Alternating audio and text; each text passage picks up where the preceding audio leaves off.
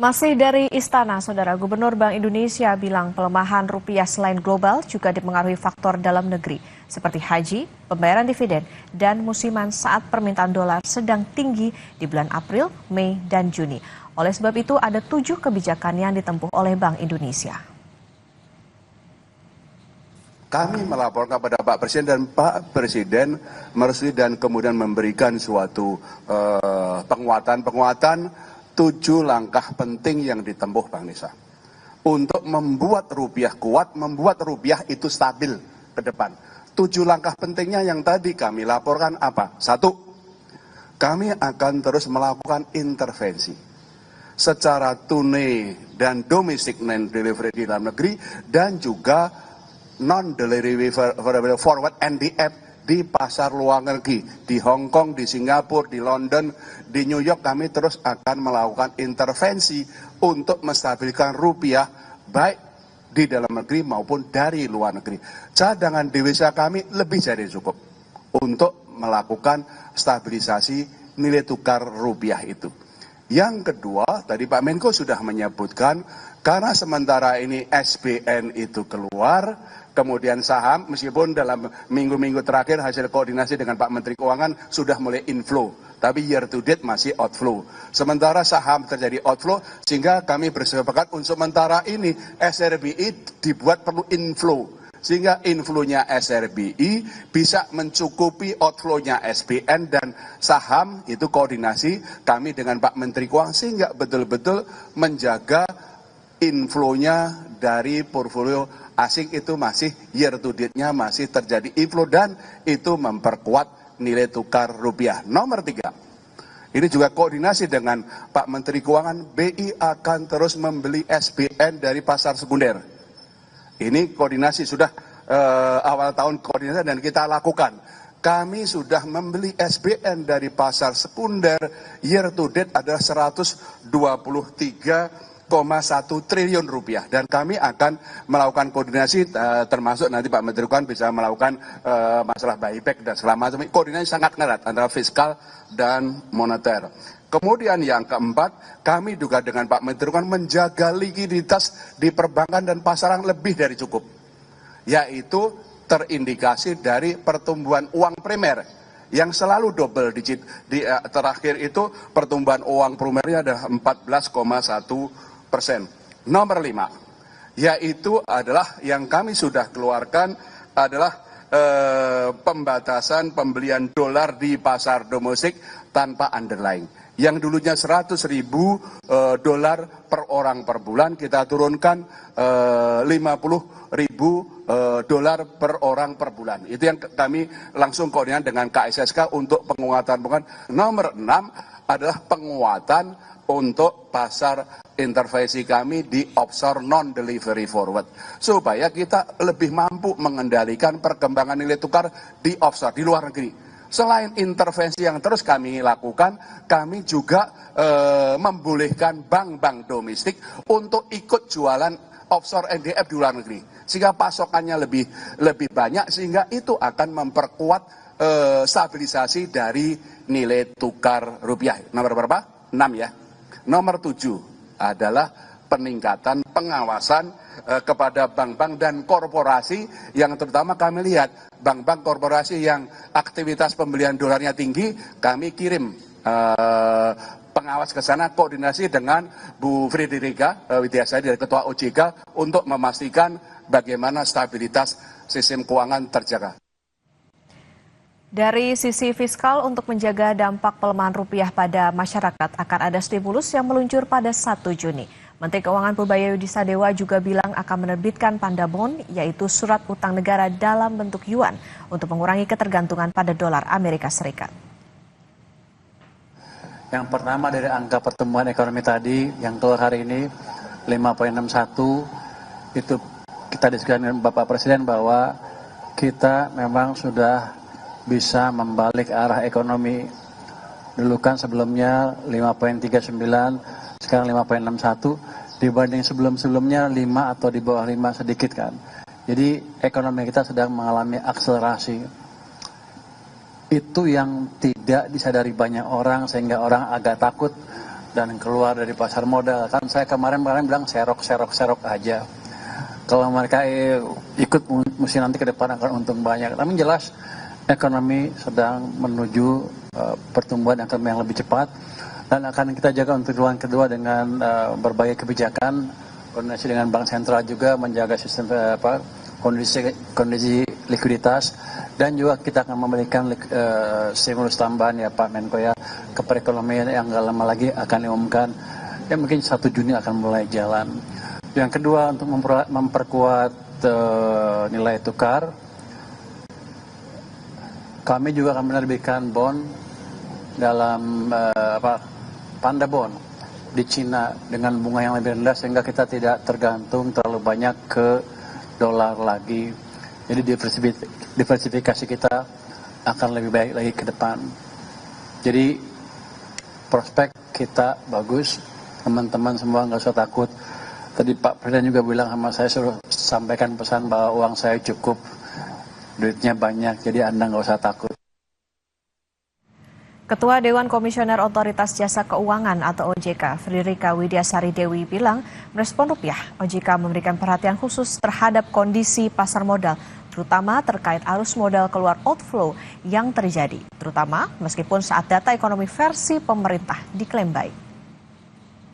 Pada intinya kalau dari kami menyampaikan mungkin concern dari yang tidak disampaikan oleh Pak Menko tadi terkait dengan pasar modal, dapat kami sampaikan kalau teman-teman lihat terjadi outflow ya, karena memang saat ini kondisi dari faktor geopolitik dan geoekonomi secara global, di mana tentu kalau dari the Fed high for longer, makanya pada outflow. Namun selama kita yakini fundamental kita baik ya, kita harapkan ini akan bisa berbalik.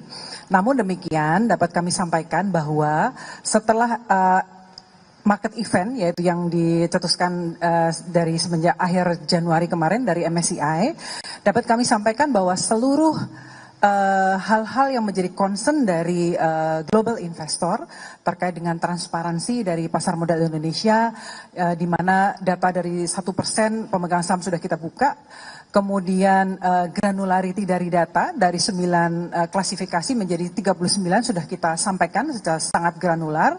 Kemudian ultimate beneficial owner juga sudah kita sampaikan, dan juga satu lagi terkait likuiditas yaitu untuk free float di atas 15% dengan stages yang kita sampaikan. Saudara, ketika pemerintah mengumumkan angka pertumbuhan ekonomi tinggi di 5,61%, rupiah justru makin terpuruk. Rekor terburuk sepanjang sejarah. Kurs tengah BI di 17.425, sedangkan di perbankan sudah di atas 17.500. Kompas Bisnis akan tanya ke Joshua Pardede, Kepala Ekonom Bank Permata. Selamat pagi, Mas Joshua. Selamat pagi, Pak. Ya, Mas Joshua, ini pertumbuhannya tinggi 5,61, inflasinya juga dikatakan terjaga 2,42%. Tapi di satu sisi nilai tukar rupiahnya terpuruk. Apakah angka BPS tersebut bisa dikatakan tetap kredibel?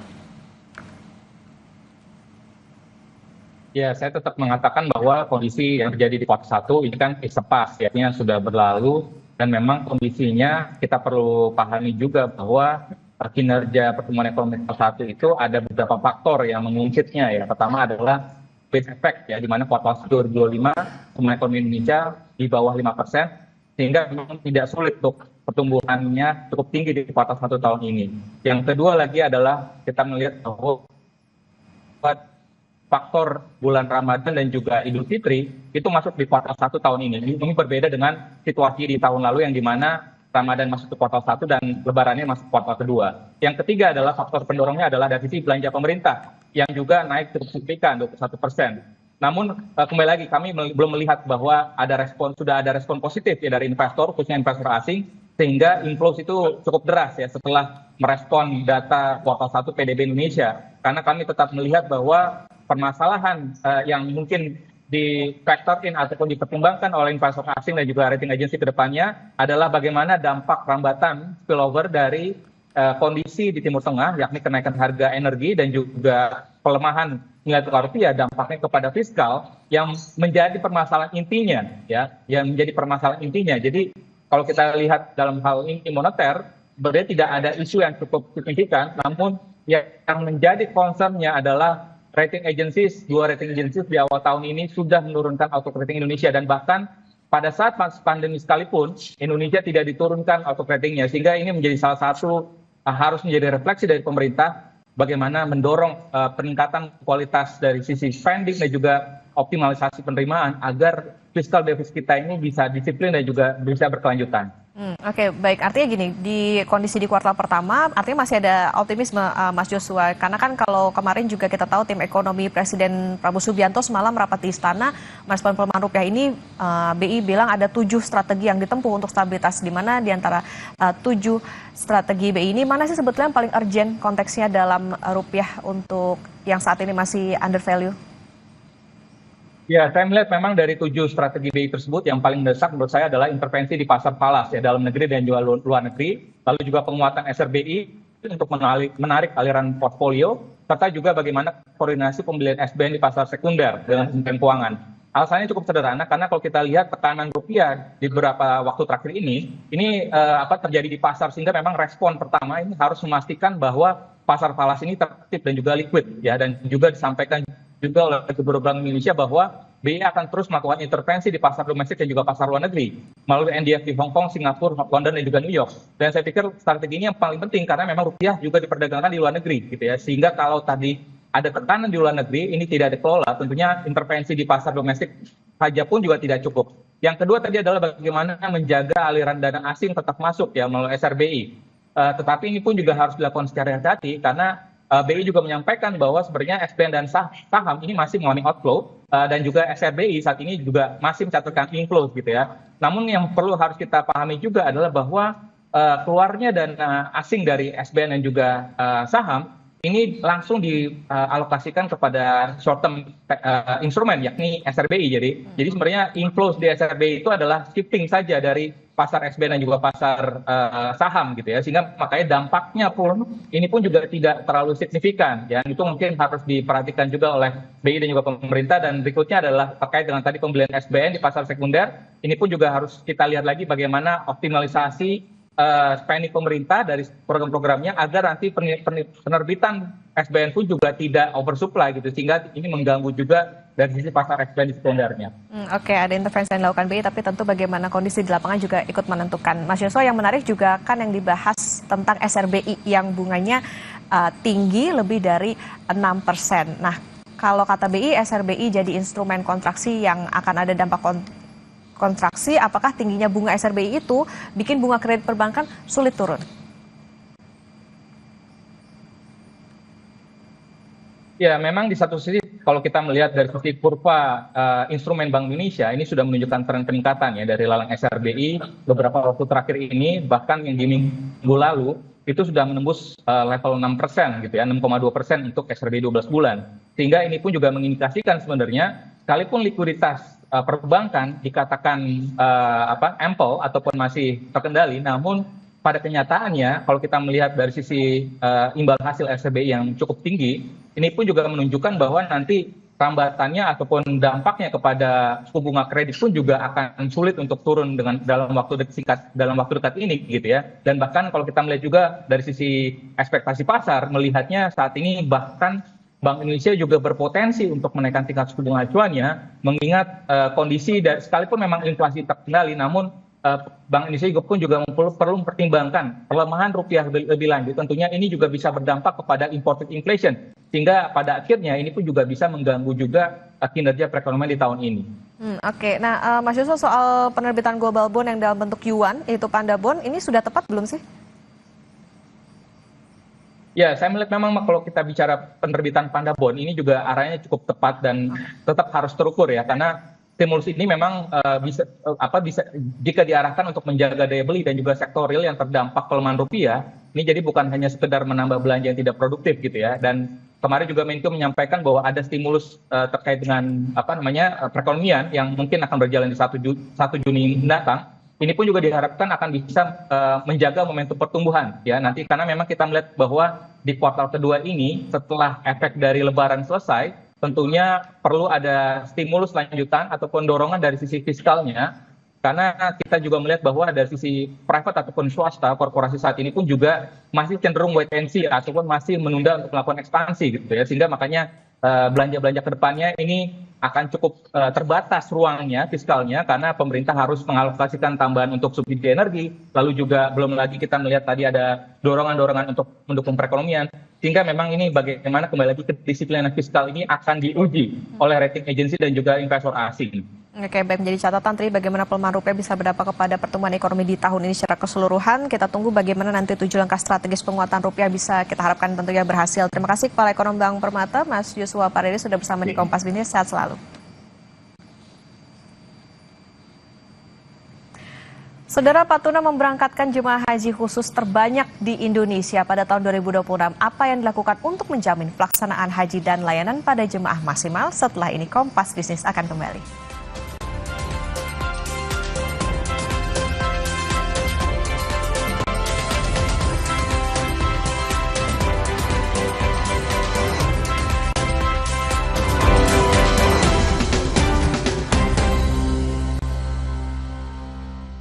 Gue perhatikan ya, hampir di semua film lu gak ada talent stand up comedian.